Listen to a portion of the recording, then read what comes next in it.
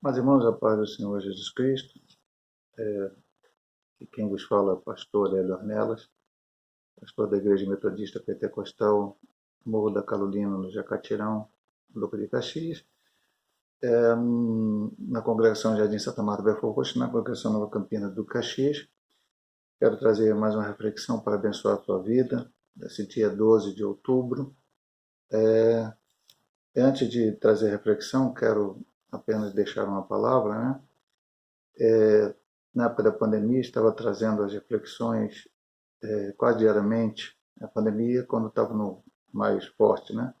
A situação agora, a igreja voltou a funcionar, pelo menos a igreja a qual eu pastorei, nos trabalhos de domingo, de manhã e de noite a escola bíblica. Voltamos agora em outubro com a escola bíblica presencial, o culto à noite. Já os domingos estamos sempre, os dias da semana também estamos funcionando. Então, eu estou fazendo reflexão apenas uma vez por semana, apenas às segundas-feiras, que é o meu propósito de fazer, colocar nas redes sociais para abençoar a sua vida. Esse é o objetivo, que meditando na palavra de Deus e também com louvor, você possa ser abençoado em nome de Jesus. Eu vou ler aqui hoje Filipenses 4, a partir do versículo 4 ao 9. E diz assim: regozijai-vos sempre no Senhor, outra vez digo, regozijai-vos. Seja a vossa equidade notória a todos os homens, perto está o Senhor. Não estejais inquietos por coisa alguma, antes as vossas petições sejam tudo conhecidas diante de Deus, pela oração e súplicas com ações de graça. E a paz de Deus, que excede todo entendimento, guardará os vossos corações e os vossos sentimentos em Cristo Jesus. Quanto mais, irmãos, tudo que é verdadeiro, tudo que é honesto, tudo que é justo, tudo que é puro, tudo que é amável, tudo que é de boa fama, se alguma virtude, se algum louvor, nisso pensai. E também aprendeste, recebestes, ouvistes e vistes em mim, isso fazei, e o Deus de paz será convosco. Aqui está o apóstolo São Paulo escrevendo aos Filipenses. Eu sempre gosto de falar que essa igreja começou de uma forma maravilhosa. Paulo, lá no capítulo 16 de Atos Apóstolos, juntamente com Silas, ele estava fazendo a sua viagem missionária, uma das suas viagens missionárias. Ele tentou pregar em determinado lugar. E o Senhor disse para ele, o Espírito impediu que ele fosse. Depois ele quis ir para Bitínia, também não pôde ir. O Espírito falou para ele não ir. Até que ele teve uma visão à noite que viu um varão macedônio que disse para ele, passa a Macedônia e ajuda-nos. Então ele entendeu que isso era a voz do Espírito Santo e foi para a Macedônia, chegando à cidade de Filipos, que era ali a primeira cidade. Saiu para orar, perto do rio, encontrou algumas mulheres, falou de Jesus para elas, a qual entre elas Lídia, a vendedora de púrpura de Tiatira, mas que naquele momento estava ali, cremos até que habitando mesmo em Filipe, né? Ela é natural de Tiatira, porque depois de pregar, ela constrangeu eles a entrarem na sua casa, ele entrou na sua casa, ficou ali se alegrando. E depois, por vários dias, Paulo ia pelas ruas da cidade, certamente pregando, evangelizando, e uma jovem que tinha um espírito de adivinhação ia por trás dele e de Silas, falando: esses homens são servos do Deus vivo. Então, aparentemente, o que você acharia? Poxa, maravilhoso, né? Você está na rua, andando, e alguém dizendo que você é um servo do Deus vivo. A minha amada irmã, como estudamos domingo passado, aliás, vamos estudar nesse trimestre todo o livro de Jó, a história de Jó, e até domingo de noite eu disse lá na congregação Santa Marta, na Santa Ceia do Senhor, que mais importante do que, eu não preguei sobre Jó não, né, mas eu falei sobre, na pregação, eu falei sobre a lição da escola dominical. Então eu disse a eles que o mais importante não é nós ficarmos preocupados com o que as pessoas pensam de nós. Não é que a gente não vai dar bom testemunho, Jó dava e as pessoas também olhavam ele e queriam o seu conselho. O que nós mesmos pensamos de nós, mas o que Deus pensa, o que Deus fala, o que Deus testemunha de nós, porque Ele sabe todas as coisas. Os homens sabem o que está por fora. Nós sabemos o que está por fora. Eu sei o que está por fora das pessoas, mas só Deus sabe o que está por dentro delas, qual verdadeiramente é a sua intenção, como acontecia com Jó. Paulo entendeu e compreendeu que aquela jovem não estava fazendo um elogio a eles. Apenas Satanás queria, de alguma forma, talvez desviar o foco da situação de Paulo estar pregando, ou para fazer com que Paulo ficasse muito cheio de si mesmo. Então, depois de vários dias, alguns dias, né, acontecendo essas coisas, aquela jovem adivinhava e dava lucro aos seus senhores, como o texto diz a seguir.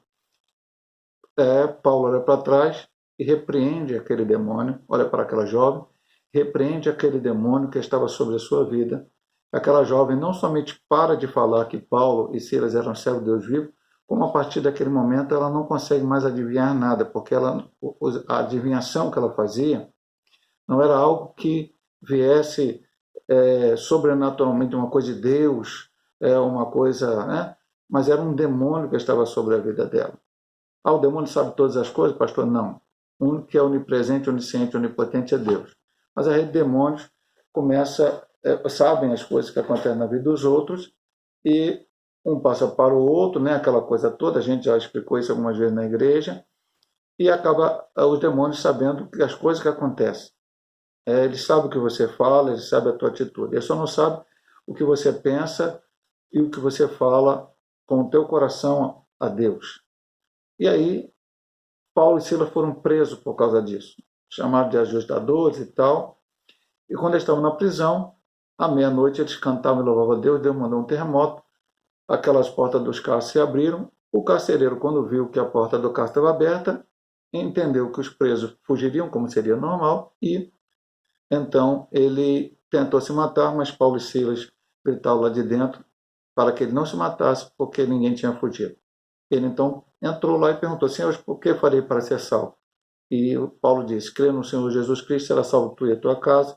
Imediatamente Paulo e Silas foram tirados da prisão, foram levados à casa dele, pregaram a palavra para toda a sua família aceitou Jesus, todos eles foram batizados, e depois Paulo acaba sendo solto e vai pregar em outro lugar. Certamente a igreja de Filipe nasceu ali, provavelmente na casa do carcereiro, ou através de uma pregação que ele mesmo tenha feito. Então a origem desta igreja é maravilhosa e tem muitos assuntos aqui para nós entendermos. Então Paulo diz: regozijai-vos sempre no Senhor, outra vez digo, regozijai-vos. Pastor, mas Paulo, é a única vez que Paulo fala isso na Bíblia Sagrada? Não. Eu vou abrir aqui para você. Logo a seguir aqui, nós estamos falando, temos da cronologia, ou melhor, da forma como os textos já estão no Novo Testamento, mas a cronologia é diferente de quando foi escrita uma carta ou outra. 1 Tessalonicenses capítulo 5, ele diz no versículo 16: regozijai-vos sempre, e no 18: em tudo dá graças, porque esta é a vontade de Deus em Cristo Jesus para convosco. Então, regozijai-vos sempre no Senhor, outra vez digo regozijai-vos. Regozijai-vos, está alegre, está feliz, né? Está feliz. Mas, pastor, eu vou estar feliz no momento difícil, eu vou estar feliz na dificuldade. Eu sempre digo, principalmente quando eu leio Tessalonicenses para os irmãos, você não vai se regozijar, se alegrar, ficar feliz, porque você está enfermo, porque você está desempregado, porque você está passando um problema. Você vai ficar feliz e alegre porque Deus está contigo durante esta situação. Quantas pessoas tem aí que não querem Jesus no seu coração, não aceitam a Cristo como seu Salvador e passam dificuldades sem a ajuda de ninguém? E, às vezes, muitos até se desesperam do cabo da sua vida, muitas coisas acontecem na vida das pessoas simplesmente por não ter uma paz, que aqui vai falar também de paz, alguma coisa enfim, você está alegre porque você tem Jesus como teu Salvador. Ele traz uma paz que o mundo não pode dar, que o mundo não entende, que o mundo não conhece. Como aconteceu com Jó, citando mais uma vez a escola bíblica dominical, perdeu tudo que tinha, tudo, absolutamente tudo. Perdeu os bens material, perdeu 10 filhos e depois perdeu a saúde. E ele continuou glorificando, exaltando o nome do Senhor. E nós podemos ver, estudamos domingo, vamos estudar domingo, estudar o trimestre todo, que a grande maravilha do livro de Jó é perceber que Deus estava com Jó sempre. Deus não simplesmente deixou Jó na mão do inimigo e foi embora. Não, não. Deus nunca fez isso. Deus sempre está ao teu lado, está contigo, está em cada momento, em cada luta, em cada dificuldade, em cada problema. O que você tem que fazer é estar sempre lendo a palavra. Mesmo no momento difícil, leia a palavra. No momento difícil, ore. No momento difícil, faça um esforço, se você puder, a não ser que esteja doente, internado no hospital, alguma coisa assim, vá também à casa do Senhor. Os irmãos intercederão por você, estarão orando juntamente com você, e Deus vai te dar a vitória, porque Ele é poderoso, Ele é santo, Ele é justo. Segundo versículo, ao qual Paulo fala aqui, em Filipenses 4, agora o versículo 5 diz: seja a vossa equidade notória a todos os homens, perto está o Senhor. Mais uma vez, a gente volta ao livro de Jó. O Senhor disse, ele é reto, íntegro, justo, íntegro, temente a Deus, é reto, íntegro, temente a Deus e aparta do mal. Aqui ele diz equidade.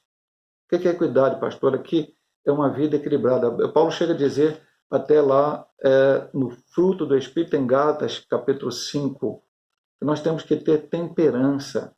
O crente tem que viver uma vida pautada na palavra de Deus. Pastor, isso significa que eu não vou pecar? Não, meu amado irmão. O próprio livro de Jó nos fala que ele pecou. A Bíblia relata o pecado de todos os homens de Deus. Mostra quando Abraão errou, mostra quando Isaac errou, mostra quando Jacó errou, mostra quando todos os homens de Deus erraram no Novo Testamento. Paulo chega a dizer, esse autor aqui desse texto, essa palavra, autor no sentido de ter escrito, mas foi inspirado pelo Espírito Santo, que ele era, Jesus Cristo veio salvar os pecadores, a qual ele, Paulo, era o principal. Então, somos pecadores, mas temos que viver uma vida de acordo com a vontade de Deus. Nosso caráter, a nossa vida, a nossa maneira de viver deve ser pautada pelos princípios bíblicos da palavra de Deus. Então, ela tem que ser notória a todos os homens. Paulo chegou a dizer, não sou eu mais que vivo, mas Cristo vive em mim. E chegou a dizer para mim, para a igreja, sede meus imitadores, como eu sou de Cristo. O autor de Hebreus, no capítulo 12, diz que nós estamos cercados por uma grande nuvem de testemunhas. E por isso ele diz no versículo anterior, deixando todo o embaraço e pecado que nos rodeia, que está perto de nós. Então o crente tem que viver uma vida se afastando cada vez mais das coisas que desagradam a Deus, procurando fazer a sua vontade. Por quê? Ele termina, por que a nossa equidade tem que ser notória a todos os homens? Porque perto está o Senhor. E aí são dois sentidos que a palavra nos diz aqui. Uma por causa de nós. Qual a esperança do crente? Nós estamos aguardando a volta do Senhor. Ontem eu disse na congregação de Santa Marta, mas eu lamento isso profundamente. Não vou ficar aqui falando sobre isso, eu vou até depois fazer uma reflexão para falar mais especificamente sobre o assunto volta do Senhor Jesus. Eu, quando tenho me deslocado agora do ônibus para a congregação em Santa Marta ou para a congregação em Nova Campinas, então tem que pegar o ônibus, a viagem é ali do Santa Marta mais ou menos meia hora, durante a semana até demora um pouco mais, em Nova Campinas cerca de uma hora, eu vou ouvindo, procuro ouvir ali, pelo menos para da viagem, o YouTube, hinos, louvores antigos que eu gosto de ouvir, edificando ali a minha vida, né? Para chegar na igreja, eu estou ali ouvindo louvores, já chego na igreja, também a gente ora ali e vai cultuar a Deus, vai pregar a palavra. Mas ontem eu estava indo para Santa Marta e ali eu ouvi um louvor, e depois eu fui rolar para baixo para ver outro louvor e apareceu lá uma teórica pregação. Pela Jesus não vai voltar. Mas peraí, deixa eu ver que negócio é esse. E um teórico pastor pregando lá no YouTube dizendo que Jesus não vai voltar, querendo mostrar em Mateus que Jesus não vai voltar. Mostrou Mateus 24, um texto que fala claramente, é o sermão de Cristo escatológico, vamos dizer assim praticamente. Sermão profético escatológico de Cristo. E ele quis provar por aquele texto que Jesus não vai voltar. Eu não sei o que ele pensa, porque eu não vi o vídeo todo e também nem me interessa. Heresia. Heresia. Olha o que diz aqui. Perto está o Senhor. Perto está o Senhor. Se ele fosse olhar esse texto, perto está o Senhor, é porque o Senhor está perto de nós e ele está olhando o que a gente está fazendo. Não. Paulo está falando da volta do Senhor Jesus Cristo. Perto está Jesus de voltar para buscar a sua igreja. Então o mundo precisa ver Jesus em nós, porque Tanto quanto pregar, evangelizar, falar de Jesus, precisamos viver o Evangelho para que o mundo possa ver Cristo através de nós. Versículo 6. Não estejais inquietos por coisa alguma. Antes as vossas petições sejam em tudo conhecidas diante de Deus pela oração e súplicas com ações de graça. O apóstolo São Pedro diz lá em 1 Pedro capítulo 5, lançando sobre ele as vossas ansiedades, porque ele tem cuidado de vós. Então ele diz, não estejais inquietos. Quem está inquieto? É você estar aflito. Ah, pastor, nunca vou ficar. Não, irmão, eu sei que às vezes situações vão deixar a gente ficar aflito. E às vezes a gente nem vai entender o propósito de Deus. Pastor, como é que funciona? Até a Bíblia mostra isso. Lázaro morreu. Jesus disse para os discípulos, Lázaro está dormindo e tal, demorou 4 dias, ele estava doente quando foi avisado, mas depois morreu. Jesus sabia disso. E quando chegou lá, encontra com Marta. E Marta disse, Senhor, se tu estivesse aqui, meu irmão não teria morrido. E Jesus falou, ok, mas ele vai ressuscitar. Aí ela disse, eu creio, vai ressuscitar no último dia. Eu não consigo entender que Jesus ia fazer um milagre. Então Marta chorou, Maria chorou, até o próprio Jesus chorou naquela oportunidade. Então, mas Jesus chorou não porque ele não pudesse fazer o milagre, ou porque ele não acreditasse no milagre, ou porque ele sabia o milagre que ele ia fazer. Talvez olhando a incredulidade daquele povo, e também a Bíblia chega a dizer porque ele muito amava aquela família. Então, nós vamos estar, às vezes, e aí a gente, olhando esse versículo, olhando a palavra de Deus em tudo, olhando até a vida de Jó, o que aconteceu com ele e outros personagens da Bíblia Sagrada, o que vai acontecer? Não ficais inquietos, não estejais inquietos, ou seja, estejar é continuar. Você vê a inquietude, e é o que ele fala, quando a inquietude vier, quando você ficar inquieto, o que você deve fazer? As suas petições devem ser conhecidas diante de Deus pela oração e súplica, com ações de graça. Então, está inquieto? Vai lá e apresenta ao Senhor o seu problema. Ah, Senhor, eu estou aqui preocupado que eu vou fazer uma prova. Ah, Senhor, eu estou aqui preocupado que eu estou desempregado. Ah, Senhor, eu estou preocupado que eu estou enfermo. Ah, Senhor, eu estou preocupado aqui. Eu estou inquieto por causa desse problema na minha família. Eu estou inquieto por causa disso. Enfim, entrega ao Senhor com súplica, com oração. Mas ele diz também com ações de graça. Louve a Deus porque Ele é maravilhoso. Às vezes, quando eu falo na igreja, muita gente não consegue entender. Quando a gente começa a pedir algo a Deus, a gente já devia dar o culto de ações de graça antes. Não termina quando acontece. Senhor, eu agradeço pela bênção recebida. Pastor, mas se Deus não der, eu agradeço da mesma maneira. Jó falou, Deus deu, Deus tirou, louvado seja o nome do Senhor. Ou seja, quando Deus dá, quando Deus tira, quando Deus abençoa, na maneira que a gente quer, como Deus faz de outra maneira, eu sempre tenho que agradecer a Deus. Agradecer por quê? Por essa tão grande salvação. Agradecer porque eu sou remido e lavado no sangue do Cordeiro. Agradecer porque diante deste mundo tão difícil, o Senhor tem nos guardado. O salmista chega dizendo no Salmo, se não for o Senhor, é o Senhor que nos guarda, é o Senhor que nos abençoa. Nós vemos na história de Israel, quantas vezes o diabo tentou destruir Israel e ainda hoje, no século XXI, tenta destruir. Mas Deus tem guardado essa nação por amor às suas promessas a Abraão, Isaac, Jacó e todos os outros homens de Deus. Assim é com a igreja de Cristo. A igreja foi perseguida, a igreja ainda é perseguida hoje no século XXI, mas o Senhor está com ela a cada dia, comigo e com você. E aí o versículo diz para os irmãos ainda há pouco no regozijados. E a paz de Deus, que excede todo o entendimento, guardará os vossos corações e os vossos sentimentos em Cristo Jesus. Essa paz, ela consiste numa tranquilidade interior que o Espírito transmite a nós. Vou ler aqui para o irmão Romanos capítulo 8, 15 e 16.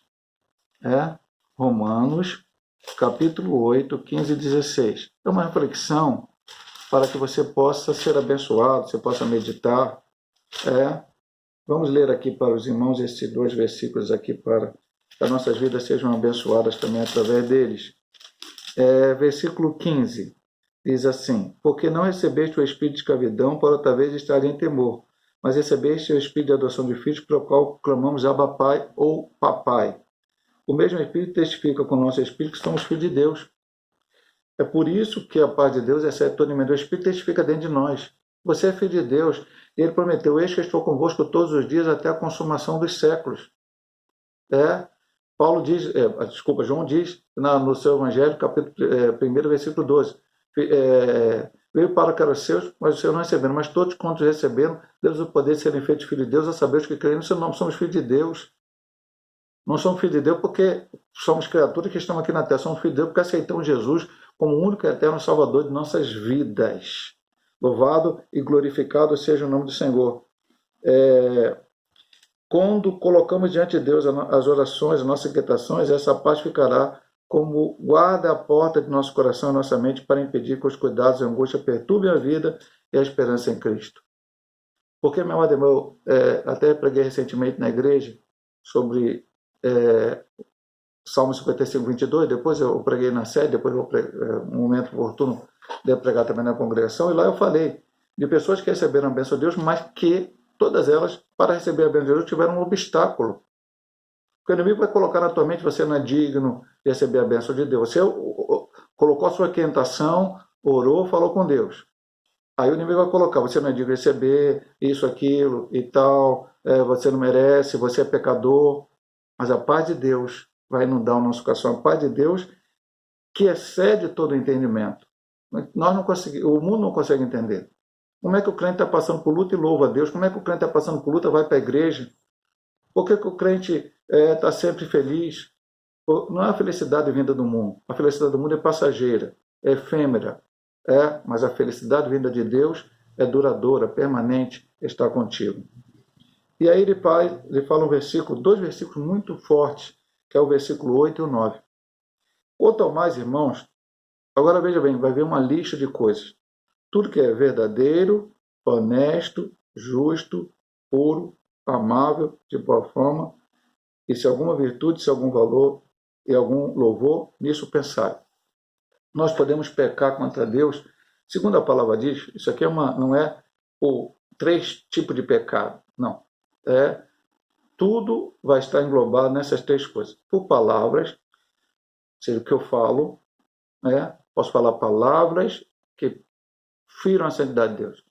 Por pensamentos, pensar coisas que não deveria pensar. E por obras, ações, atitudes. Tudo que eu possa fazer está ligado nessas 3 coisas. Então, uma das partes é o pensamento. Nós temos que estar sempre guardando nosso pensamento. Os pregadores antigos diziam, você não pode impedir que um pássaro pouse na sua cabeça, mas você pode impedir que ele faça um ninho. Então, na nossa mente vão vir pensamentos ruins, palavras ruins, coisas ruins, mas a gente tem que eliminar isso. E aí ele mandou você fazer o quê? Pensar no que é verdadeiro, no que é honesto, no que é justo, que é puro, que é amável, que é de boa fama, alguma virtude, algum louvor, nisso pensar. Então, meu amado irmão, qual a melhor maneira de fazer isso? Qual é a forma mais correta de fazer isso? É estar sempre lendo a palavra de Deus. Porque lidar com coisas, vamos falar o inverso. Lidar com coisas mentirosas, com coisas desonestas, com coisas injustas, com coisas impuras, com coisas que não demonstram amor, com coisas de má fama, com coisas que não tenham virtude, isso você vai lidar todo dia. Você vai lidar no seu trabalho, você vai lidar, às vezes, dentro da família, porque algumas pessoas não são evangélicas, vai acontecer algumas coisas, vão te chamar para fazer algumas coisas, vai acontecer algumas situações. Você vai lidar com isso. Satanás vai sempre tentar tirar você da presença do Senhor. Então você vai lidar com isto. Não tem como fugir. Nós podemos ser santos, estudamos na escola dominical. Não é se afastar do mundo, ir embora para o mosteiro, ficar lá, não ver mais ninguém. É estar lidando com as pessoas, com as coisas, com as situações, com o pecado, com as tentações e vencê-las em nome de Jesus. Então, para que facilite isso para mim, o que o Paulo orienta a igreja de Filipe, orienta a igreja do século XXI? Que eu pense, que eu fique ligado às coisas que são boas. E onde eu vou ver isso? Na palavra de Deus, meu marido. Então eu tenho que ler a palavra, eu tenho que orar, eu tenho que jejuar, eu tenho que ter comunhão com Deus, eu tenho que estar na igreja. Estou doente, não posso ir à igreja. Estou trabalhando, tenho uma escala de trabalho que não posso ir à igreja. Tenho uma outra situação, um problema na família que tem que resolver, não tem como não deixar de resolver, então não posso ir à igreja. Tirando isso, meu amado irmão, ou algumas pessoas que têm uma certa idade, depende de outros levarem para a casa do Senhor, então a pessoa não pode ir sozinha. Então existem alguns obstáculos onde você não vai à casa do Senhor. mas podendo estar na casa do Senhor, porque lá também você vai aprender. Paulo disse, eu que ele estaria na casa do Senhor, eu até preguei no outro dia, no Salmo 27, eu queria estar na casa do Senhor todo o dia da minha vida para aprender do Senhor, para contemplar o formosura do Senhor, aprender no seu templo. Então precisamos receber essas coisas boas, de boa fama, honestas. Isso tem que carregar no nosso mente, no nosso coração. Por isso que o salmista diz no Salmo 109, escondi a tua palavra no meu coração para não pecar contra ti. E o último versículo, eu disse que eram 2 versículos bem fortes. Paulo diz, e eu até antes de pregar esse versículo, eu sempre digo uma coisa, eu acabei de falar de você ir na igreja e receber pregações maravilosas e guardar na sua mente. Eu guardo, às vezes, quando eu cito para os irmãos pregações que eu ouvi no passado que marcaram a minha vida. Um ano antes da minha formatura no seminário, ou seja, no ano de 1989, a turma anterior, e a gente estudou um pouco, porque eu parei um ano de seminário por motivo da própria igreja, eu entrei em 86, parei em 87 e voltei em 88. Então, eu conhecia pessoas que se formaram em 89 e começaram junto comigo e que formaram um ano antes porque eu parei um ano. Então, eu e um outro amigo chamado Antônio Carlos, que é da Assembleia de Deus da ADVEC, né, do Céu Malafaia, nós fomos na formatura da turma anterior, que foi na Assembleia de Deus de Madureira, lá na Carolina Machado. E pregou um professor nosso chamado Pedro Quezada, um irmão chileno, um pastor chileno, que era nosso professor no seminário. E ele pregou nesse versículo aqui. Essa passagem ficou muito gravada no meu coração. Esse disse, o que também aprendestes e recebestes e ouvistes e vistes em mim, isso fazei, e o Deus de paz será convosco. Por que eu disse que a palavra é forte? Paulo estava falando sobre ele. Pedro Quezada também falou, de certa forma, sobre aquilo que os seminaristas tinham ali aprendido durante aqueles 4 anos de seminário, de homens de Deus, de mulheres de Deus, que os ensinaram, não somente com palavras, mas também com exemplos, o que eles depois deveriam levar para a sua vida. Seguinte, muitos daqueles seminaristas nunca se tornaram pastores, mas foram obreiros na casa do Senhor, outras situações, mas que deveriam levar para a sua vida diária. Porque pensamos para nós mesmos, para nós todos nós, não sou eu que sou pastor. Paulo diz uma coisa tão forte, olha só, o que você aprendeu de mim, o que você recebeu de mim, o que você ouviu em mim, o que você viu em mim, fazei e será, e a paz de Deus será convosco. Porque Paulo diz isso, que eu já acabei de citar e volto a citar, ele diz, sede meus imitadores como eu sou de Cristo. O mundo precisa ver Cristo em nós. Precisamos falar, pregar, ensinar e viver o Evangelho. Eu vou estar orando pela tua vida, para que Deus possa estar te abençoando em nome de Jesus. Pai amado, Pai querido, muito obrigado por essa oportunidade de trazer mais uma reflexão, que ela seja bênção na vida de teus filhos, das tuas filhas, que eu vi nesse vídeo, ó Pai, que só possa estar abençoando a cada um. Muito obrigado por essa oportunidade, abençoa todos os teus filhos, Senhor Deus, alguns estão enfermos. Me lembro agora que a nossa irmã Daniela ontem pediu oração pela uma prima da irmã Adriana ali, que é a noiva do Jalzinho, que essa moça está com câncer. Senhor Deus, nós cremos no teu poder para curar o câncer, Senhor Deus. Como oramos pelo Alisson, oramos também pelaquela senhora que está frequentando lá a igreja da Luciene, filha da irmã Zulei, que também está lutando contra o câncer, a nossa irmã Lília, muitos estão lutando aí contra o câncer nesta hora, outros estão lutando contra a Covid-19, ou outra doença qualquer, vai curando. Peço uma bênção pela nossa irmã Maria José, ontem ela esteve na igreja, está ainda com alguns problemas de saúde, está até afetando um pouco a sua visão. Só posso estar abençoando a tua filha, dando graça, dando a tua bênção. Enfim, Senhor Deus, cada um que está enfermo na tua casa, Senhor Deus, vai curando, vai operando teu milagre. Estão fraco, levanta e dá força para os teus servos continuar caminhando e fazendo a tua vontade, Senhor Deus. Precisamos de ti, carecemos de ti, dependemos de ti. Que essa paz, que excede o entendimento, possa estar sobre nossas vidas a cada dia. Possamos continuar caminhando mesmo diante das dificuldades e problemas. Pai amado, Pai querido, Pai santo, Pai justo, fica conosco. Nós te pedimos em nome de Jesus. Amém. Deus possa abençoar a tua vida, meu amado irmão, minha amada irmã, em nome de nosso Senhor Jesus Cristo.